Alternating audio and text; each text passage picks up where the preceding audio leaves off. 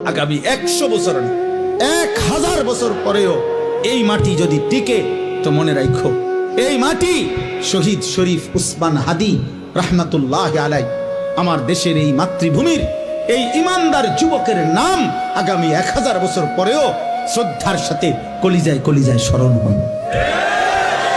পৃথিবী তাকে মনে রাখে। হ্যাঁ হ্যাঁ মনে রাখো এই যুবক ইমানদার ছিল।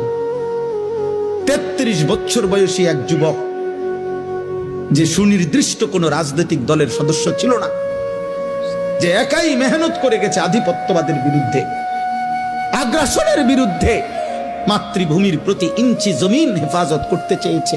তার সামর্থ্যের সবটুকু দিয়ে সে বলেছে, সে পাক্কা নামাজি ছিল, 5 ওয়াক্ত নামাজ পড়ত, ফজরের নামাজ প্রতিদিন জামাতে পড়ত, ফজরের নামাজ ক্যাম্পেইন করত, সাথীদেরকে ফজরের নামাজের জন্য উঠাইতো, ফজরের নামাজের বন্ধুদেরকে সাথে নিয়ে এরপরে ঢাকা 8 সংসদীয় আসনে ওয়ার্কিং